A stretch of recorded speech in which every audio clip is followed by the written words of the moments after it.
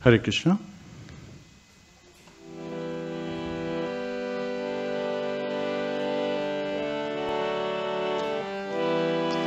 Jai Radha Madhava Kunja Bihari.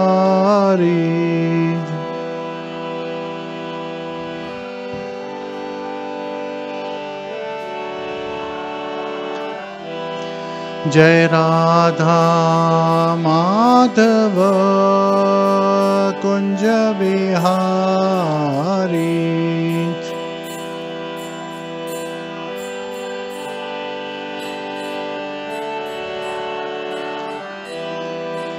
Gopi Jana Vallabha Girivardhari.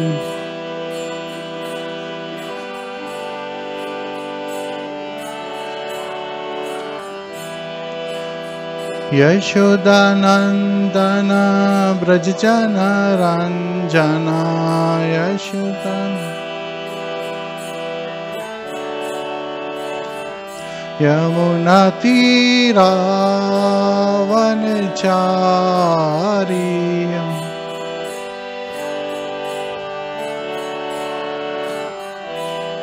Jai Radha Madhava Kunja Bihari.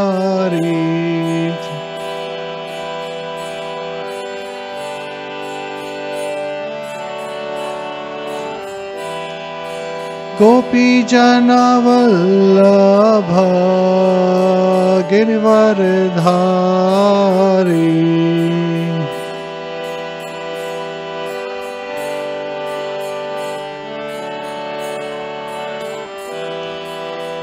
Yashodanandana Brajjana Ranjana.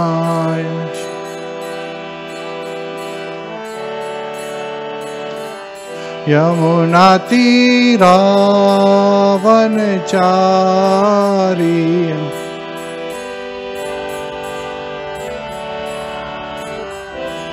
Jai Radha Madhava Kunja Bihari.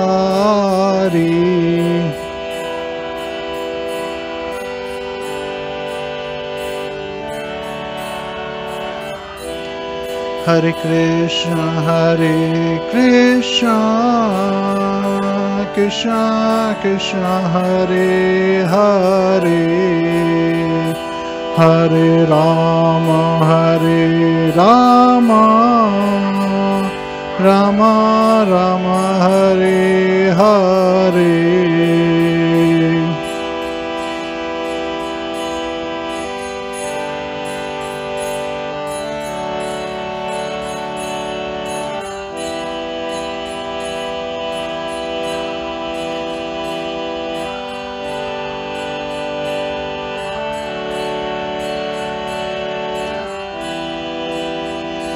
Hare Krishna, Krishna Krishna, Hare Hare, Hare Rama, Rama Rama, Hare Hare.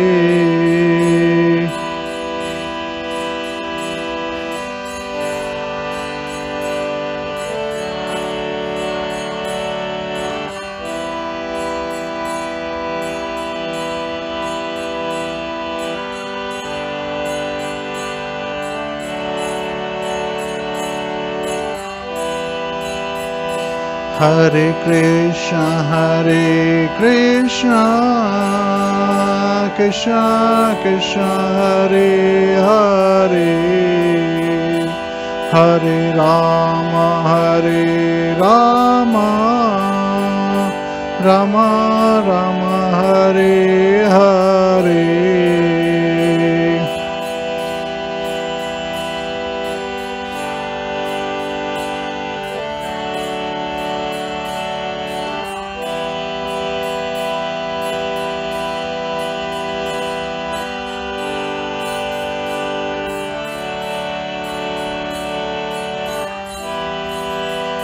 Hare Krishna, Krishna Krishna, Hare Hare, Hare Rama, Rama Rama, Hare Hare.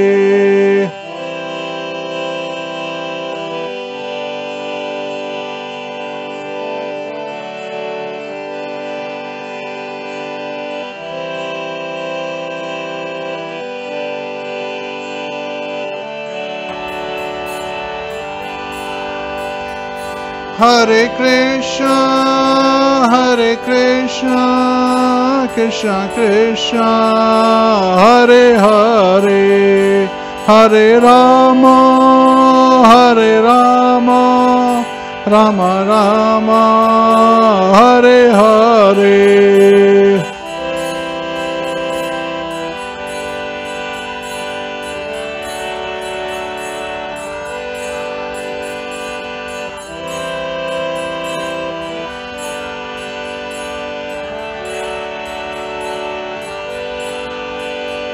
Hare Krishna, Krishna Krishna, Hare Hare, Hare Rama, Rama Rama, Hare Hare.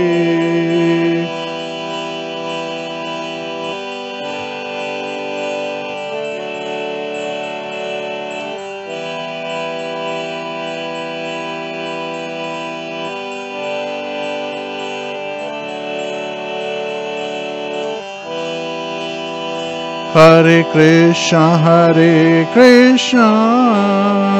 Krishna Krishna, Hare Hare, Hare Rama, Rama Rama, Hare Hare.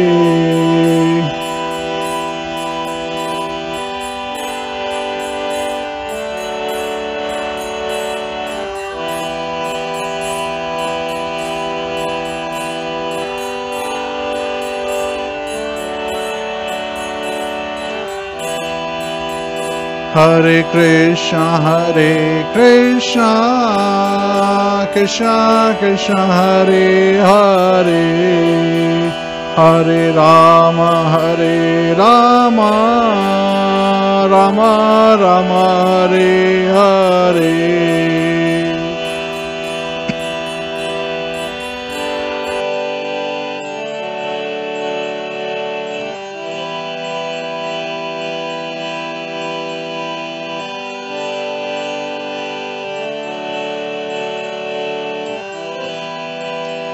Jaya Radha Madan Mohan, Radha Madan Mohan, Radhe Jaya Radha.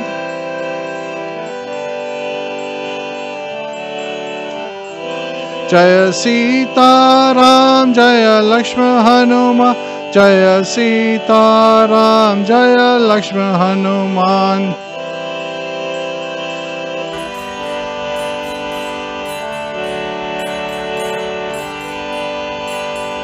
Jaya Gaura Nitai, Jaya Gaura Nitai, Jaya Gaura Nitai, Jaya Gaura Nitai.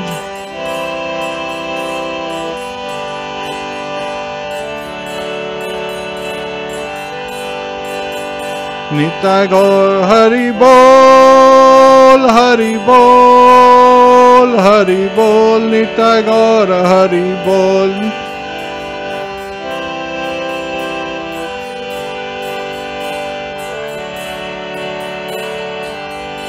Jaya Jaya Prabhupada, Prabhupada, Prabhupada, Jaya Jaya Prabhupada.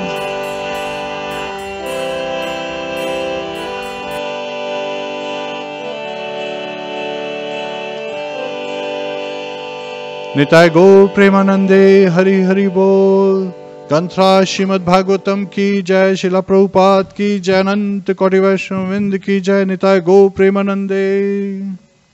All glories to assembled devotees, all glories to assembled devotees, all glories to assembled devotees.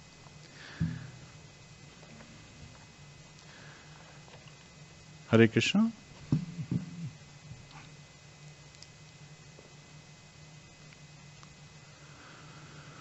Om Namo Bhagavate Vasudevaya. Om Namo Bhagavate Vasudevaya. Om Namo Bhagavate Vasudevaya. Nārayanam Namaskritya Naram Chaiva Narottamam Devim Saraswatim Vyasam Tato Jayam Udiriyet Shavtam Swakatha Krishna Punya Shavana Kirtanaha Hridayantastohya Bhadrani Vidhunoti Suhasatam Nashtaprayesha Bhadreshu Nityam Bhagavata Sevaya Bhagavate Uttam Shloke Bhaktir Bhavati Naishtiki. Hare Krishna. So today we'll be covering Srimad Bhagavatam, 6th Canto, Chapter 15. The saints Nārada and Aṅgirā instruct King Citraketu. In the previous class, we covered Srimad Bhagavatam, 6th Canto, Chapter 14, King Citraketu's lamentation, where King Citraketu was lamenting because his son had died, right? And he is right beside his dead body, his son's dead body, lamenting. So he and the queen, Duty, both of them are lamenting, and as if they are falling unconscious again and again. And it is said that he was lamenting in such a way that he was crying with his open mouth. This is like, the very extreme level of lamentation he was experiencing. And how does he come out of that state? And this is the chapter where he gets enlightenment. He gets enlightened. Srimad Bhagavatam, 6th Canto, Chapter 15, Verse 1. Shri Shuka Uvacha Uchatu Mrakato Pante Patitam Mratakopamam Shokabhibhutam Rajanam Bodhayanta Saduktibihi. Shri Shuka Uvacha.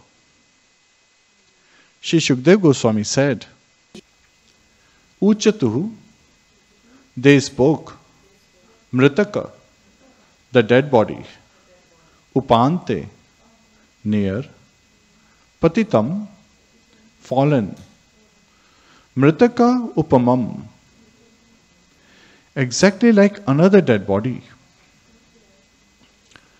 Shoka Abhibhutam, very much aggrieved by lamentation. Rajanam, to the king. Bodhayanta, giving instruction. Sat Uktibhi, by instructions that are factual, not temporary. Translation by His Divine Grace, Sri Bhaktivedanta Swami Srila Prabhupada. Shri Shukdev Goswami said, while King Citraketu, overcome by lamentation, lay like a dead body at the side of the dead body of his son, the two great sages, Nārada and Aṅgirā, instructed him about spiritual consciousness as follows. Srimad Bhagavatam, 6th Canto, Chapter 15, Verse 2. Toyam syat tava Rajendra Bhavanyam anushochati Tvam chasya katabah shashto Pure dane matah param. Kaha, who, ayam, this, Syat, is, Tava, to you, Raj Indra, O best of kings, Bhavan, your lordship, Yam, whom, Anushochati, laments over, Tvam, you, Cha, and Asya, to him the dead body. Katamaha, who, Shishta, in the birth, Pura, previously, Idanim, at this time, at the present, Atah Param, and hereafter, in the future. Translation by His Divine Grace Sri Bhaktivedanta Swami Srila Prabhupada. O King, what relationship does the dead body for which you lament have with you, and what relationship do you have with him? You may say that you are now related as father and son, but do you think this relationship existed before? Does it truly exist now? Will it continue in the future? Purport. The instruction given by Nārada and Aṅgirā Muni are the true spiritual instructions for the illusion-conditioned soul. This world is temporary, but because of our previous karma, we come here and accept bodies, creating temporary relationships in terms of society, friendship, love, nationality, and community, which are all finished at death. These temporary relationships do not exist in the past, nor will they exist in the future. Therefore, at the present moment, the so-called relationships are illusions. Hare Krishna. Om Ajnana Timrandasya Jnananjana Shalakaya Chakshurun Militam Yena Tasmai Shri Guruve Namaha Mukham Karoti Vachalam Pangum Langhayate Girim Yat Kripatadham Vande Shri Gurum Dīnataranam. Hare Krishna, Krishna Krishna, Hare Hare, Hare Rama, Rama Rama, Hare Hare, Hare Krishna. So King Citraketu is lamenting, and this story is being narrated by Shukdev Goswami to Parikshit Maharaj at the bank of river Ganges. And later on, this is recited by Sutta Goswami to the sages at Naimisharanya, and their spokesperson is Shaunaka Muni. So here, in this particular chapter, the very first instruction is very profound, right? So based on that, I am able to derive 4 teachings. There are many teachings here. I am just picking up 4 based on the time that we have at our hand. So the first one is, similarly, when Arjuna was lamenting, he was lamenting because of the bodily consumption of life, it is said, right? In Bhagavad Gita, in the first chapter, is where he is lamenting how is he going to fight. He is withdrawing himself from the battlefield, being a Kshatriya. He is saying, I should not offend my, teachers and elders. And he was looking from the bodily consumption of, life. And at that time, the very first instruction by Lord Krishna was very profound. So that's the first lesson. Dehi no asmin yatha dehe kaumaram yauvanam jara tatha dehantar praptir dhiras tatra nam huyati. Just as I am embodied, the soul goes, enters a body, and the body grows from, birth to childhood to youth to old age. At the time of death, the body passes into another body. And a person who is sober is not bewildered by this change. And also it is said to be synonymous as changing of the clothes. So sometimes Srila Prabhupada, as he was discussing, he would allow others to engage in various conversation. And one of his disciples was saying that, Prabhupada, I saw such and such in the dream, is that real? And Prabhupada said that the objects we see in the dream are real, but, what happens in the dream is imaginary. So similarly, this material world, whatever happens in this material world, the objects may appear, but then it is temporary. So it is ashashvatam. So the material world has two characteristics. And what are those? Dukkhalayam ashashvatam. So it's a place of misery and it is temporary in nature. So it is just like a dream.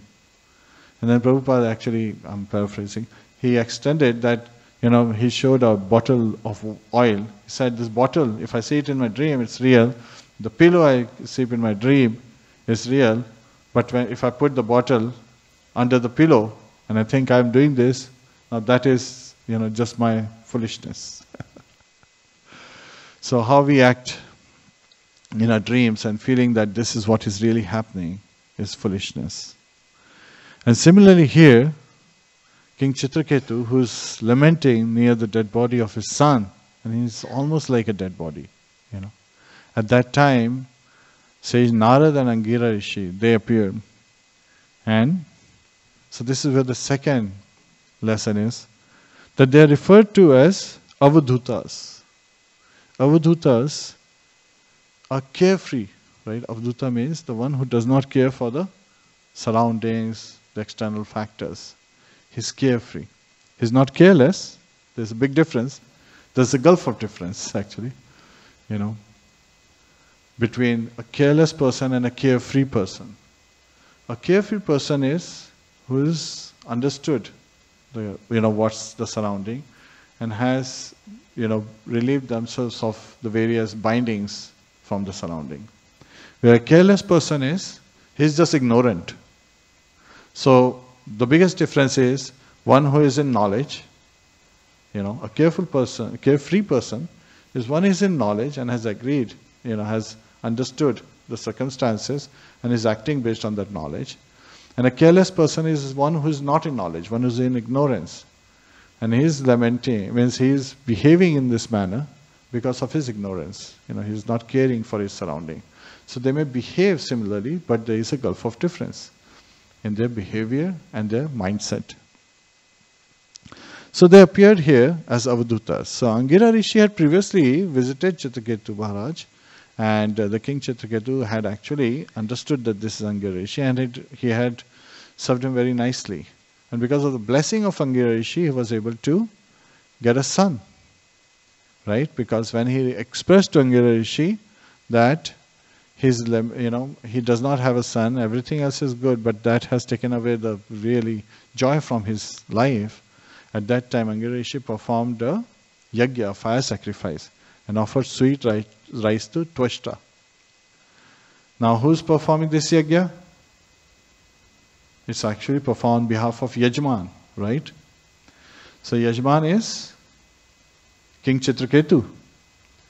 And Devan Deva Yajoyanti, we covered this particular lesson in the previous chapter, that ones who worship the demigods go to the demigods planet. And this Citraketu, King Citraketu, was later on born as Vritrasur. So that is why, this story is narrated because Parikshit Maharaj was surprised that a demon, Vritrasur, could attain the love of Godhead, which is rare, even for, liberated beings. So how is it possible? And this was in response, the story of the king of Citraketu is being narrated by Shukdev Goswami to Parikshit Maharaj. And this time, Aṅgirā Rishi and Nārada, they have appeared as carefree persons, not even in their, regular dress code. So, king could not immediately recognize who they are. And when they spoke to the king, that do you think that this relationship of you and your son truly exists now? Did it exist in the past? And will it exist in the future? Is revealing to him that he is lamenting because of a bodily conception of life. He is thinking that this body is all in all, and everything that's related to this body is, real. And in Nectar of Devotion we studied that this is because a person who is materialistic, who's a materialistic person? The one who is seeking sense gratification, That's the materialistic person. So there's a big difference between a Mayavadi and a materialistic person. Mayavadi is an impersonalist, right? A jnani, but then who's not devotee, who does not have devotion, who wants to merge into Brahman based on the speculative knowledge. While, again, Vedas as well, so again Vedanta Sutra and other factors, not just speculative knowledge. But it leads to speculative knowledge because they are bewildered in their attempt. While here, this knowledge, and again in the purport, as Srila Prabhupada says in the last sentence, that at the present moment the so-called relationships are illusions. And they, Nārada and Aṅgirā, they gave the true spiritual instructions. So this is where, in the Avadhuta stage, they are revealing the true spiritual instructions. Now it's very important for us to understand who Aṅgirā Rishi is, because sometimes people look from that particular perspective as well, that, okay, this person is expert in one area, so he cannot be an expert in the other area, and that's our shortcoming in understanding a person, right? So, Aṅgirā Rishi, who is Aṅgirā Rishi? Aṅgirā Rishi is born of the mind of Lord Brahma. So he is the son of Lord Brahma. And also in the first canto, Sutta Goswami has revealed that his father, Romaharshana, was entrusted with the Puranas and historical instances and so forth. And he mentions Aṅgirā Rishi there. He says that Aṅgirā Rishi was entrusted with Atharva Veda. Right? Now as soon as Atharva Veda comes, the mindset is that, oh, he was entrusted with Apara Vidya, the material knowledge, right? The knowledge that helps you understand this material world, as well as, how to come out of this material world, the various aspects of the, conditioned life, and how to, seek sense gratification and so forth. So all the knowledge that relates to this material world, and, as embodied beings, we are looking to gain knowledge. The Vedas means knowledge. So that is Apara Vidya. And all the historical instances and the different, scriptures and entrusted following the Vedas, they are part of Apara Vidya, which is knowledge, materially oriented knowledge or speculative knowledge. Now, they talked about Nārada and Aṅgirā Rishi talked about spiritual knowledge. Spiritual knowledge is Paravidya. So that is absolute, right? So this Bhagavatam is part of Paravidya, spiritual knowledge. It is for our enlightenment to break our ties from this material body and, engage in devotional service. And how do we start our devotional service? Simply by raising our hand and chanting, Hare Krishna, Krishna Krishna, Hare Hare, Hare Rama, Rama Rama, Hare Hare. So Aṅgirā Rishi and Devashi Nārada, they have appeared, the sage Nārada. He has appeared at King Citraketu's palace, and they are giving him Paravidya, the spiritual instructions, true instructions which are factual. So this is very important, that they are enlightening King Citraketu with spiritual knowledge. Once it so happened that Srila Prabhupada, he was walking on the street with his female disciples, and as they were thinking of crossing the street on the other side, and this is in the winter time, right? All the lady disciples, they were dressed in sari and all, Vaishnavi clothes, dress code. And Srila Prabhupada was also very nicely covered with, a cap and shawl and sweater and so forth. And on the other side of the street, they saw some young ladies, American girls. They were standing with short skirts, really short dresses, not fully covering themselves. And it is cold, right? At that time it was cold. So during winter time. And the female disciples were looking at these girls, and wondering like how these girls are not even properly dressed. And it's so cold outside. And Srila Prabhupada looked at them and smiled and said, see, they are also performing austerities like you are performing austerities. Their austerities for sense gratification. Your austerities for Krishna. Right? So one is trying to perform austerity for Maya Devi, the material energy. Another one is performing, the devotees are performing austerity for Krishna to satisfy and please Lord Krishna. So yes, there are different types of austerities, and sometimes in ignorance, people perform, austerities, and that is carelessness. And devotees, sometimes people know, all they are doing is, in Sankirtan, we go out and we chant and dance out there, and they're like, these people are just carefree. Exactly, avdutas. That's how devotees appear, just like, Nārada and Aṅgirā appear in front of King Citraketu. And he's lamenting so much, his eyes are filled with tears and so forth. He couldn't even recognize that this is Aṅgirā. And they appeared really carefree because they are asking some bold questions of him. So, the Parashakti, the spiritual knowledge, is meant for, and again it is said in Srimad Bhagavatam itself, 12th canto, 13th chapter, that this knowledge is meant for liberated beings.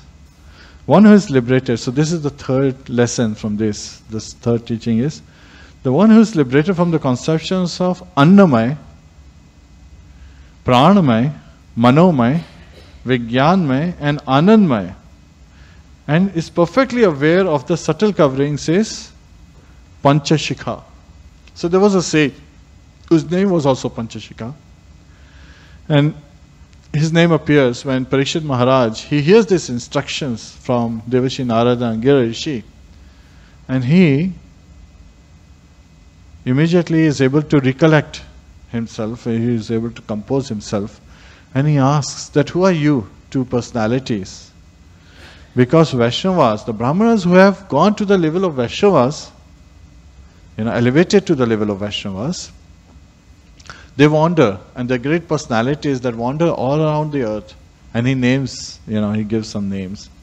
And he does name Devashi Nārada, Aṅgirā, the Chaturkumaras, Sanaka and so forth. And even Patanjali's name is there. So many personalities, they wander all around earth. And he also names some of the incarnations of Lord, like Rishabdev and so forth. They wander around the earth to enlighten others, right?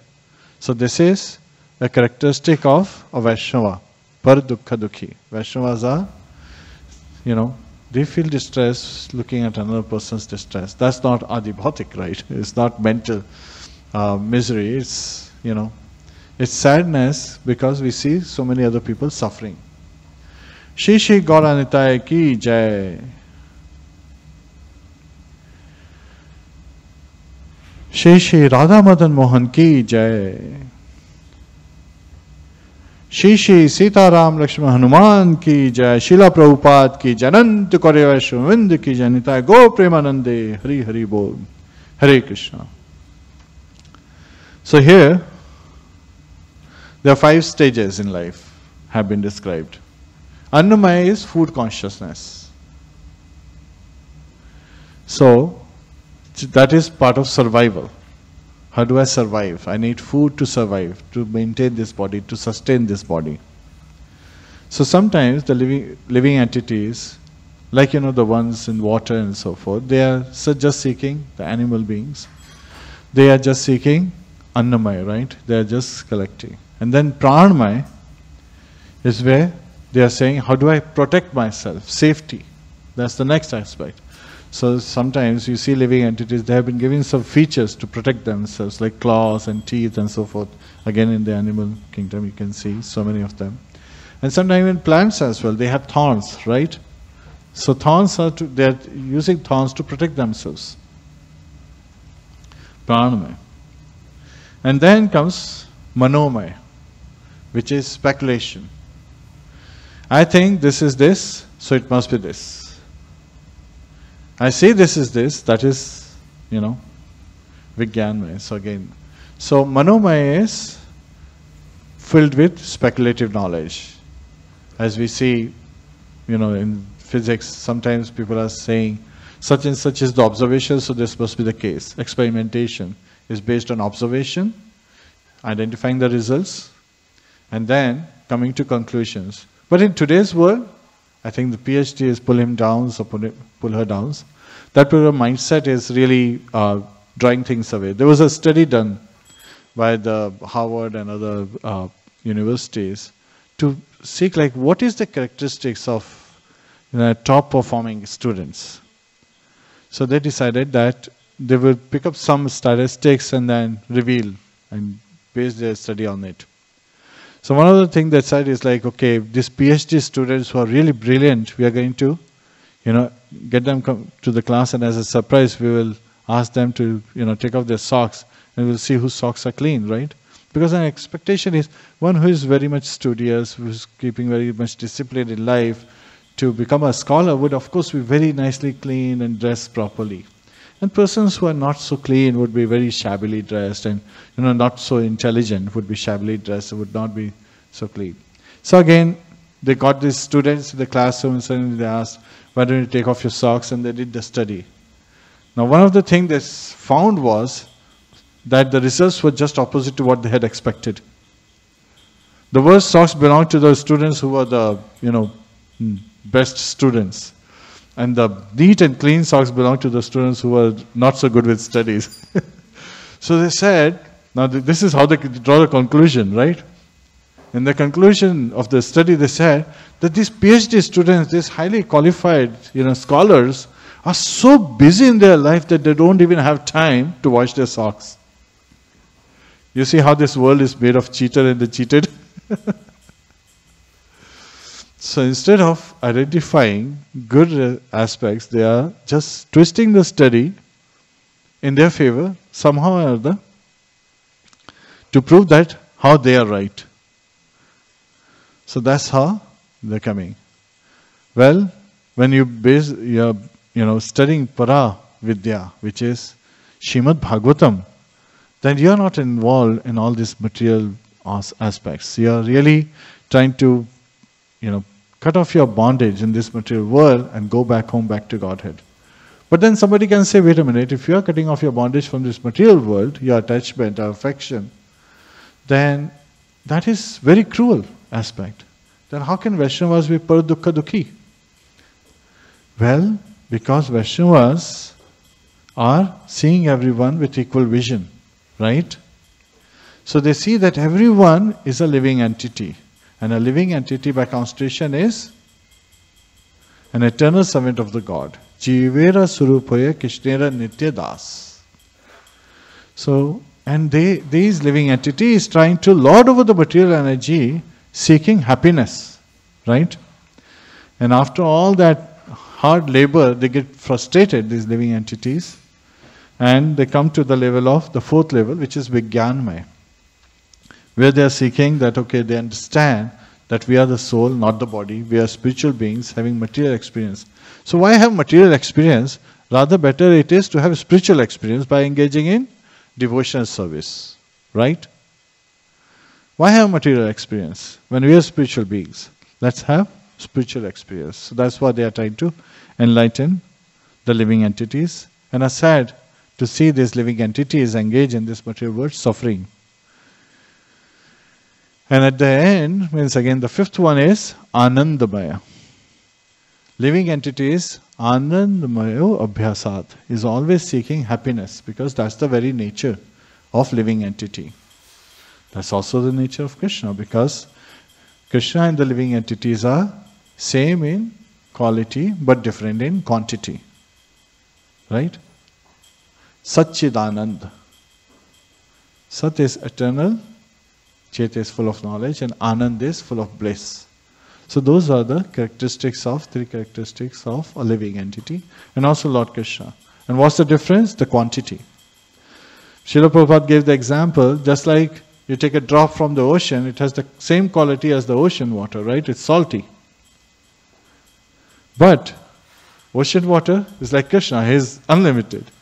And living entity is like the drop of water from the ocean, which is limited. So there's a big difference. And many times, living entity who's so limited tries to challenge unlimited. So some American Indians, they had this concept of challenging that will prove that there is no God. And they would normally present this question to all the spiritual teachers or people who are trying to preach that we are soul, not this body. And they would ask this question: can God create a stone that's so heavy that he cannot lift? Right?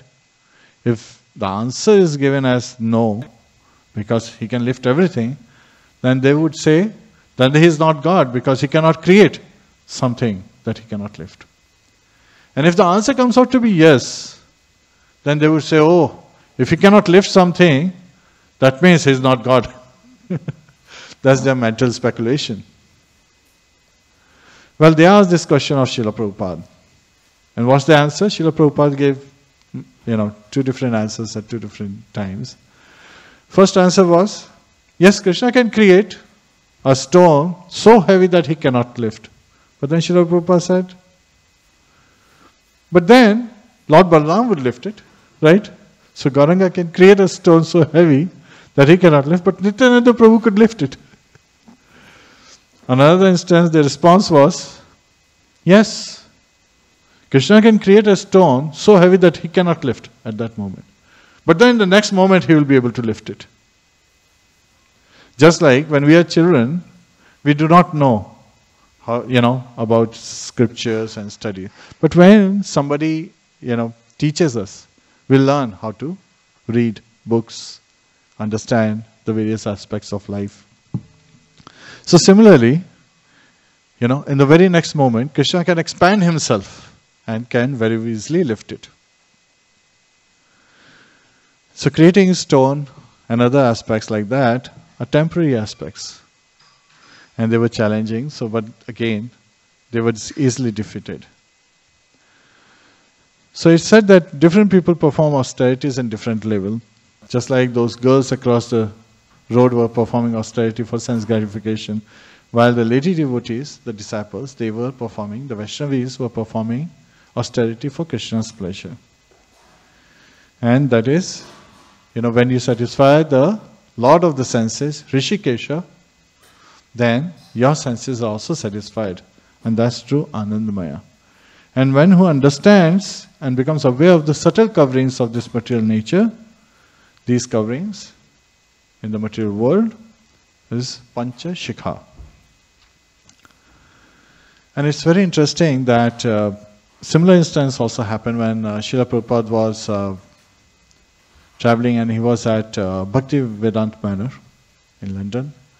And there a reporter came and she was not properly dressed again. Her legs were really bare, very short dress. And she was asking Srila Prabhupada questions in a very challenging mode. And Srila Prabhupada, she was asking about his dress and so forth. At that time, Srila Prabhupada laughed and he said, it's better to have a cool mind than cold legs. And everybody laughed. She also joined in laughing because sometimes people perform austerity in ignorance. And we should not perform austerity in ignorance. We should be, performing austerity for the pleasure of the Lordship. So yes, we can be carefree, but very careful in our dealings with the devotees and other living entities, yet carefree about the material aspects. And we are not careless, while an ignorant person is careless. So there is a big difference. So a devotee may perform similar activities as another materialist, but there is a big difference in the mindset. And in this material world, the fifth teaching is, as is revealed, is everyone takes themselves very seriously. Right? Everyone thinks, that they are very important and takes themselves very seriously. And one of the lessons we learn is that nobody else is taking you seriously, so you should just lighten up a little. Right?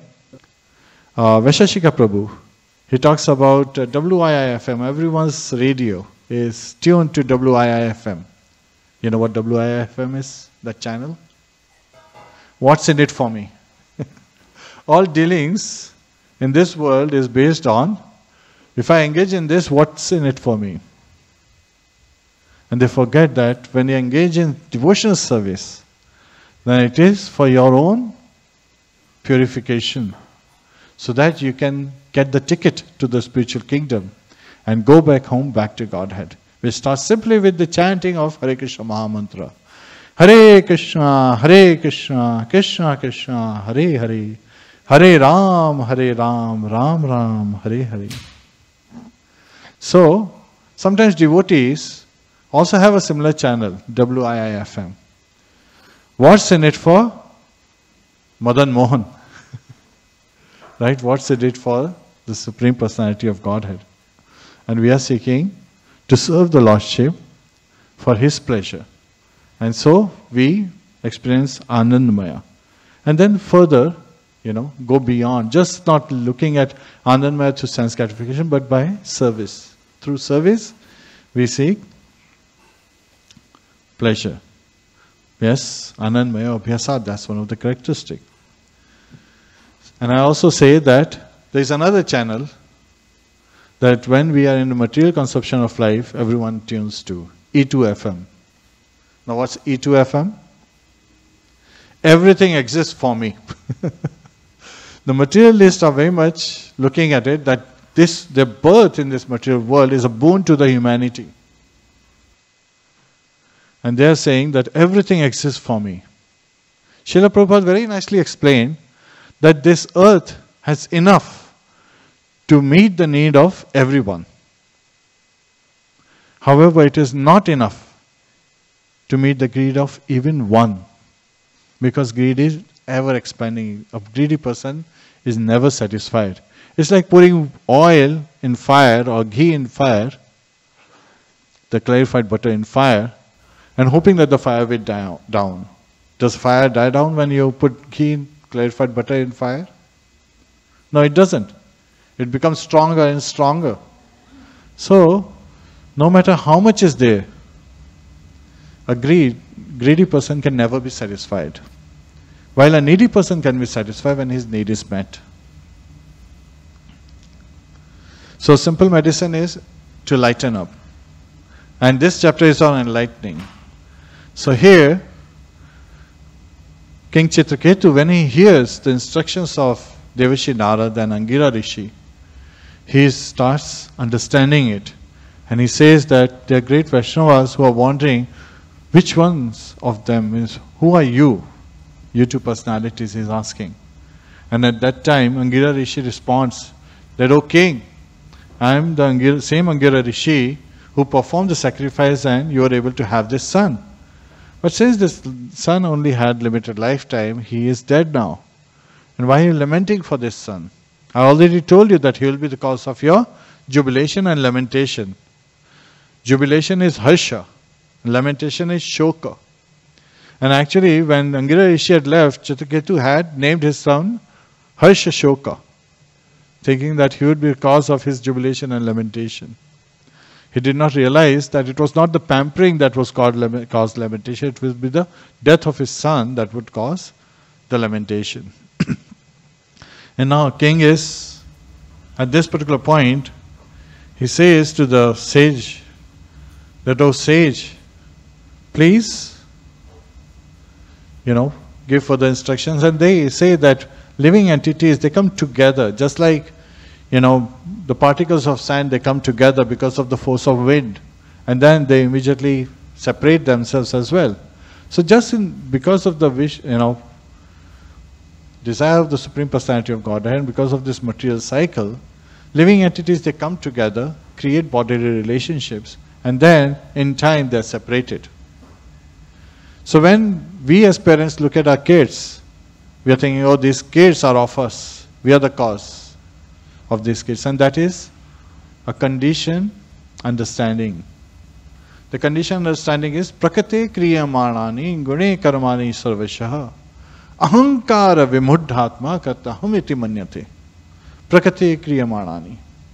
A living entity, being embodied by this, material energy, has received these senses, Gune Karbari Sovesha, and is also under the influence of the three modes of material nature, the mode of goodness, the mode of passion, and the mode of ignorance.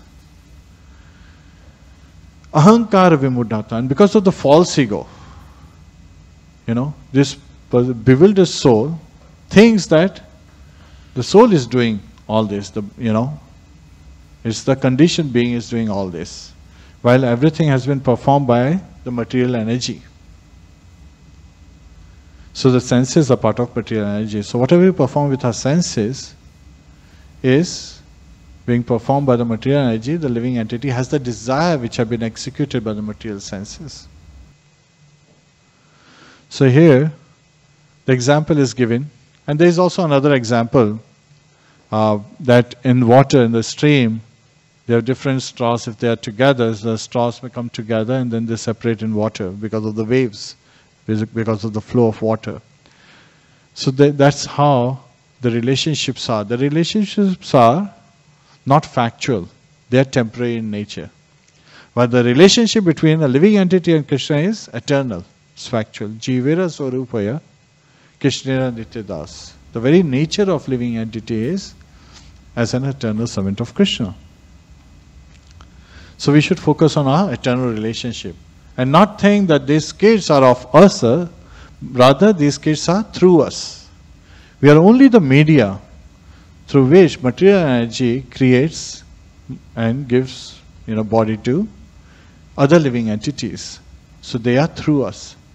And a Vaishnava is looking at all the different living entities with equal vision.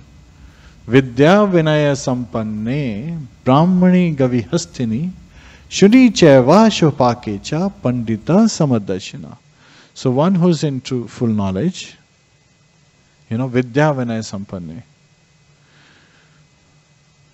who is in full knowledge, who understands what's what, and that we are the soul, not this body, looks at Brahmane Gavihastini, looks at a Brahmana, looks at a cow, looks at an elephant, looks at a dog and a dog eater with Samadashina, with equal vision, because they understand that every one of these living entity is a living entity. Again, embodied being is a living entity, and Lord as Paramatma resides in everyone's heart. So that's how we understand, based on the knowledge given by Shastra. And this is Lord Krishna revealing to Arjuna that how one is Samadashina. And here, these sages are revealing to the king that, you should not be lamenting because of this temporary relationship. And then they give him the true factual knowledge, which is Brahma Vidya, right? So again,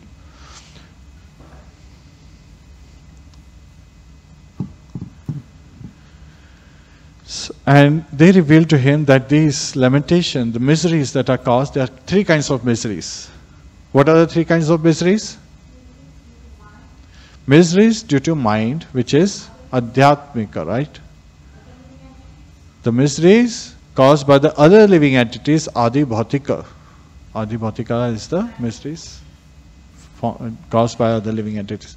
And the miseries caused by the natural forces, by the demigods. Adi Devika. So those are the three kinds of miseries.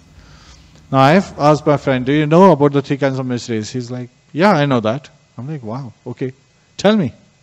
So he says, very simple, some miseries are mental. So I'm surprised because again, I didn't expect that he would have attended so many classes. So he talks about mental, Adi and Adhyatmika. Then he says, some are physical. So again, from the body. So right here, there's an indication he's going away. And then he says, so they are mental, they are physical, and the ones that are both are called dental. So that sometimes is an understanding, but true understanding is that there are miseries created by mind, miseries created by other living entities, and miseries created by natural disturbances, Adi Devika.